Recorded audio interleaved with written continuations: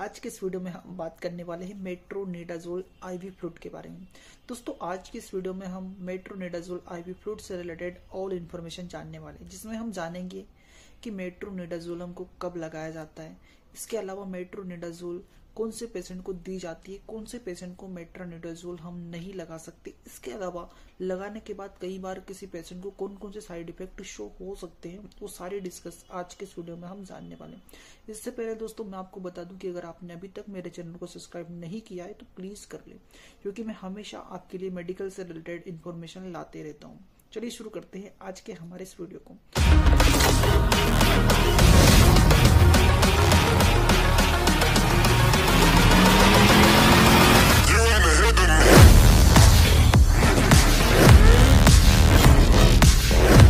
सबसे पहले तो दोस्तों मैं आपको बता दूं कि मेट्रोनिडाजोल आपको कभी भी डॉक्टर की विदाउट परमिशन नहीं लगवानी, यानी डॉक्टर अगर रेफर करता है या फिर डॉक्टर की परमिशन से ही आपको मेट्रोनिडाजोल लगवानी है, और नर्सिंग स्टाफ की उपस्थिति में ही आपको मेट्रोनिडाजोल लगवानी है। चलिए बात कर लेते हैं अब मेट्रोनिडाजोल कैसे लगती है और कौन कौन से कंटेंट में ये मौजूद रहती है। तो सबसे पहले दोस्तों मैं आपको बता दूं कि ये मेनली बहुत सारी कंपनियां अलग अलग नाम से बनाती है, लेकिन एक शॉर्ट नेम जो सबसे ज्यादा यूज होता है वो होता है मेट्रो 100 ml का जो कंटेंट होता है वो सबसे ज्यादा यूज होता है। तो इसमें हमारा इसके 100 ml में 500 mg मेट्रोनिडाजोल मौजूद होता है, यानी कहने का मतलब यह है कि इसके 100 ml के कंटेंट में आपको 500 mg मेट्रोनिडाजोल मिल जाता है।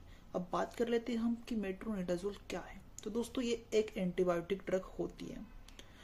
एंटीबायोटिक है तो इसका मतलब ये हुआ कि ये बहुत सारी बीमारियों के इलाज में काम आती है। अब बात कर लेते हैं कि मेट्रोनिडाजोल का हम यूज क्यों करते हैं और कौन से पेशेंट को मेट्रोनिडाजोल दी जाती है।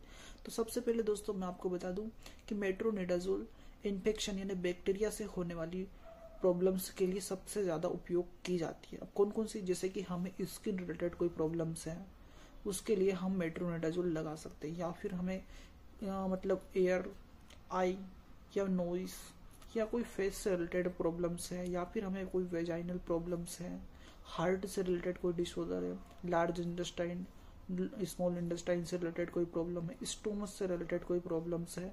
इसके अलावा दोस्तों कहने का मतलब ये है कि अगर कोई इन्फेक्शन रिलेटेड आपको प्रॉब्लम है तो उस कंडीशन में मेट्रोनिडाजोल इंजेक्शन लगाया जाता है या फिर आईवी फ्लूइड के रूप में दिया जाता है।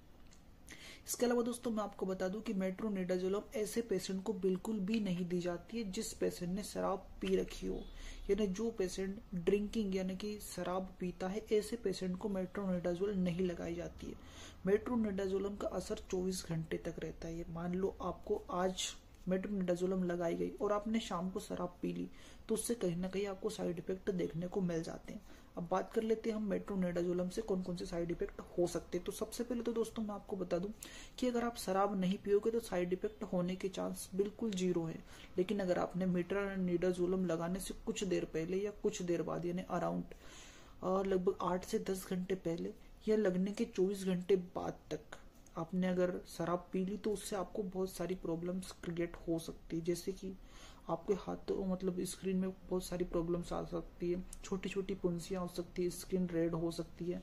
इसके अलावा दोस्तों आपको देखने को मिलेगा कि आपका जो मुंह है उस पर थोड़ी सी स्वेलिंग आ जाती है, थोड़ा थोड़ा पेन होने लगता है, वोमिटिंग यानी आपको उल्टी होने लगती है, ऐसी कंडीशन हो सकती है। तो इसलिए दोस्तों अगर आप मेट्रोनिडाजोल लगवा रहे हैं तो इसके बाद आप अराउंड 24 घंटे तक शराब से दूर ही रहे, और अगर आप शराब पीते हो तो उसको कोशिश करें कि लगभग मेट्रोनिडाजोल लगने के 24 से 48 घंटे बाद ही आप शराब का सेवन करें। अब बात कर लेते हैं हम कौन से पेशेंट को मेट्रोनिडाजोल नहीं लगाई जाती है।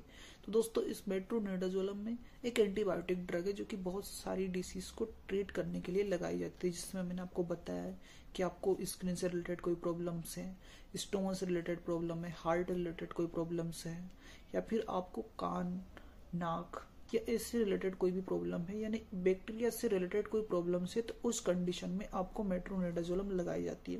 वैसे दोस्तों प्रेग्नेंट लेडी पर भी इसका यूज किया जाता है, लेकिन आप डॉक्टर की परमिशन से ही इसका यूज किया जाता है। यानी अगर डॉक्टर रेफर करता है, डॉक्टर बोलते हैं कि हाँ मेट्रोनिडाजोल सेफ है, तभी डॉक्टर इसको रेफर करते हैं।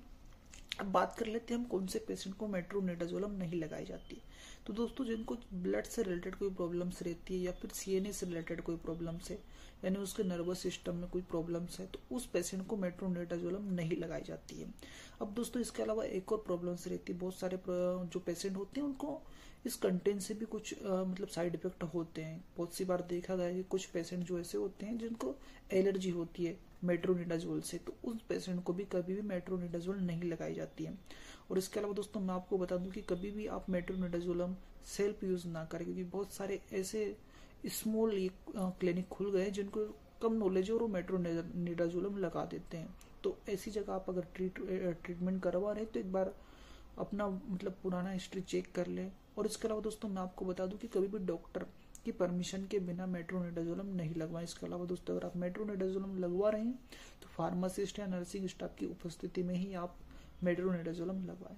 चलिए दोस्तों मिलते हैं अगले वीडियो में, तब तक के लिए जय हिंद।